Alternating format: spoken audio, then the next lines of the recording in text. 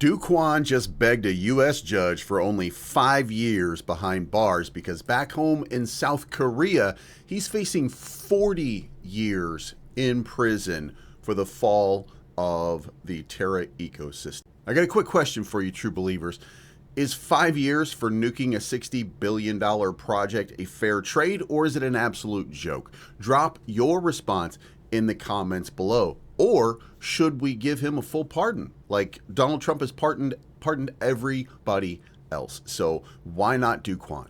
What is going on, true believers? Kwon, Mr. Luna to a dollar himself, has filed papers in New York begging for a maximum 5-year sentence because if the U.S. ships him back to South Korea, prosecutors there are ready to throw the entire book at him and put him under the prison, as they say. We're talking 40 plus years. So he's literally begging Uncle Sam, please, let me just kind of hang out here. I kind of like it. For real, though. Seriously.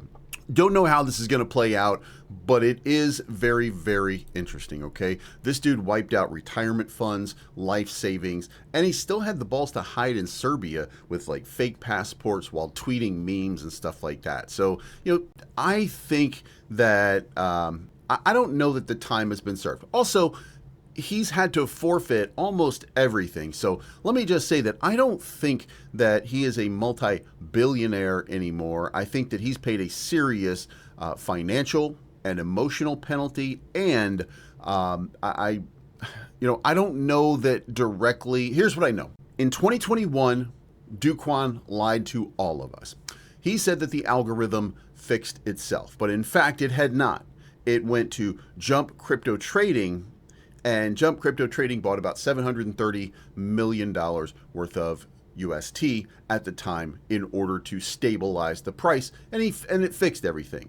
1 year later, almost exactly 1 year later, Kanav Korea, who by the way has paid a $124 million fine for this, so we know that it's true. They dumped that UST on the market while at the same time having contacted Kwon to tell Kwon, hey, we can help you here. You want to buy some Bitcoin? And Kwon said, you know what? It would actually be better for our system in this ecosystem if I converted all of this cash into Bitcoin. So what he did is he withdrew the money from UST in order to buy the Bitcoin. But in the time it took to take the transfer, Kanav Korea, who had shorted the market, remember this, he had shorted UST, started a depeg process and that death spiral, which brought us to where we are today. So let me know, who's the real villain here? Is it Kwon? Is it Kanav Korea? It is my opinion that it's Kanav Korea. I don't like the fact that we were lied to. I'm not saying that it's okay to lie to people. I'm not saying that it's okay to manipulate people in that way. But also, if you partner with somebody and they agree to, quote unquote, protect you, then you're protected. The fact that they were backstabbers was something that Kwon just didn't realize. That is my opinion, and I'm entitled to it, right? So let's see whether or not he gets 5 years. Let's find out, and let me know what you think in the comments down below. Now that that's out of the way, let's talk priggity-iggity ices. Okay, prices, whatever. All right, so looking at the chart right now, you're really seeing exactly what I said was going to happen, which I did not want to see happen, by the way. What we wanted to see is we wanted to see a blow off. We wanted to see some positivity in the market. We haven't seen positivity. We've seen upward momentum, but this is very slight when I say upward momentum. We're talking about maybe from the bottom, from that, not the catastrophic collapse caused by Wintermute, but from the retest right here. We're talking about only an 11% pump. What we're looking for in this regard is probably about a 200% pump. We want to get to where we were before Wintermute, and that right there. Now, here's the problem.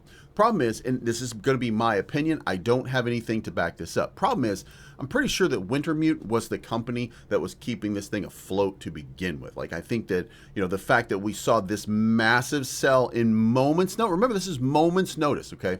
The fact that we saw that happening real time leads me to believe that Wintermute was holding a massive bag, and they may have accumulated a little bit more. They may have bought back a little bit more with that $1 billion, but obviously they took their money and ran and bled the liquidity pool but we can't say that for 100% certainty because they're buying it off of Binance. We could look at details. We can look at, odds and averages maybe on some time frames, something like that. But I don't know for sure. So, nonetheless, what we need to see is we need to see a little bit. Now, look, I don't think that anything happens until we see the market module. The market module is the living, breathing thing that's going to change the way that that we function. In my opinion, by the way, it's going to allow Anchor protocol, the Juris protocol, which is the previous Anchor protocol. It's going to allow something like that to be implemented. It's going to give you some options that we currently don't have. So, and it's going to lead to burns, more robust burns, less. I don't really know yet. We have to see it. But that's going to be the primary catalyst and the primary motivator, in my opinion. I have nothing to back that up. I'm just giving you my opinion, but I think that that's the big deal. So, fingers crossed that we're going to see something really good happen. I don't know what that's going to be. Nonetheless, this move to the upside, there's got to be some profit taking along the way. We're up 11%, if you will, right now, and that's not, nobody's excited about that. What we need to see is we need to see a break above this 50 MA. I'm doing this on the daily, by the way. We need to see a break above the 50. We need to see a break above the 200. That's the way that it's going to happen. Now, when we look at it on the 1 hour, this is encouraging, okay? We just got a golden cross on the 1 hour. That golden cross on the 1 hour, however, hit right around here. And we're not above where we were, okay? So we still have some ways to go on it, but in the 1 hour for a few hours, we are bullish again. Now, this is early in the crossover. On the 2 hour, you can see right here, we still got a long way to go. Right there is the 50 MA down up at 403. So we got a long way to go before we get a bullish crossover, a golden cross, if you will, on this 2 hour, but we're trending in the right direction. I don't know that means we're going to have a breakout, but maybe. Now we're above the 50 on the 4 hour. I'm trying to give you some time frames here to let you know that it's motivating in the right direction. Longer time frames, those are still going to be difficult. But again, and that, by the way, is at 4035. So it's come down quite a bit. If we get a break towards these ranges right here, it's going to be a great sign of recovery. On the 12 hour, gets a little bit murkier. Okay, 12 hour, we still got a long way to go. But if we go into those ranges that I just explained to you, which, by the way, right here, we go into that range right there, we're above the 50. That starts a reversal, and that gives us that golden cross over here on the larger time frames, which would tick up to more upside. Again, this most likely takes us, or would take us, back into this range at 406. Now, that's not a lot. That's not what anybody's looking for. We're looking for much bigger movements, but we have to play the game that's on the field, and that's the game that's on the field right now. The daily, we got a much longer way to go, but it's 4037, and then the 200 is at 4054. 4054, if you look at it right here, that is the range that we're looking to get back into. That's our range for trading. That's our trade volume right now. When we throw on a volume profile, that's exactly where we're headed. That white line that I'm showing you up there, that's exactly where the most trade volume is. So, and generally speaking, we are attracted to volume nodes. So in the event that this is correct, then we've got volume nodes, by the way, small ones over here at 3261. Makes perfect sense because that's where it's flipping the shorter time frame bullish. Then we've got another one sitting up here at 3784. Remember, that was the 4 hour. I want to say either the 4 or the 12 hour 50 MA or 200 MA. That's where the crossovers happen. Now, getting back into this range is going to be the big thing. That is the real tail of the tape, if you will. If we want something good to happen, we're going to have to get back into this range and use this as our consolidation zone for a spring from there. But that takes positive news, positive information, and what we don't have right now is positive news and information. So I'll keep you updated on what's going on, but I want to know, what do you think? Also, want to take a moment. Lunk Peng is Lunk Heroes NFT weekly staking updates.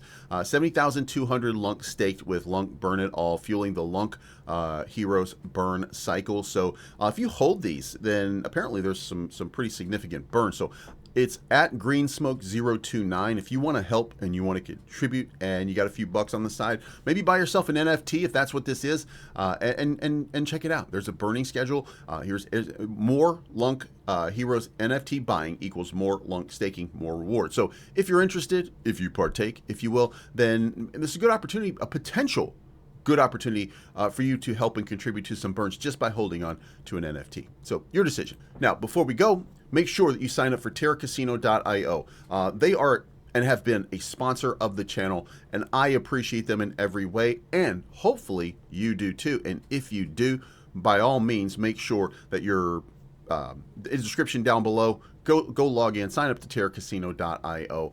Remember, every Sunday night, maybe we'll even do bet on it with Bleaves or something like that, or challenge Bleaves. Maybe we'll have a poker tournament where I am at the table, and maybe you guys can come in and we can play some poker and just see what happens. I'm going to beat you, but you know, we'll see what happens. But I'm going to beat you, but we'll see. But I'll win. You know it and I know it. All right, so Terraport.finance if you are looking for meme coins or utility coins. And by the way, this is my opinion only, but you should right now get yourself some Juris Protocol. You should get Juris Protocol. Say it one more time, you should get yourself some Juris Protocol. Why? Because again, that's going to be the anchor protocol of the future. That's going to be where your lending arm is for the Terra Luna Classic ecosystem.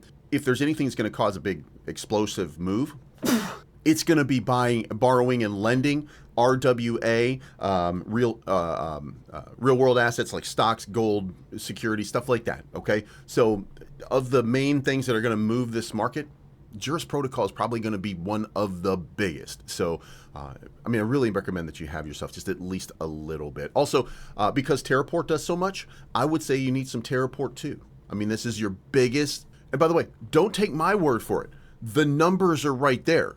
The biggest protocol out here for L2s. So Terraport, make sure that you have some Terra, make sure that you have some Juris. I mean, these are important.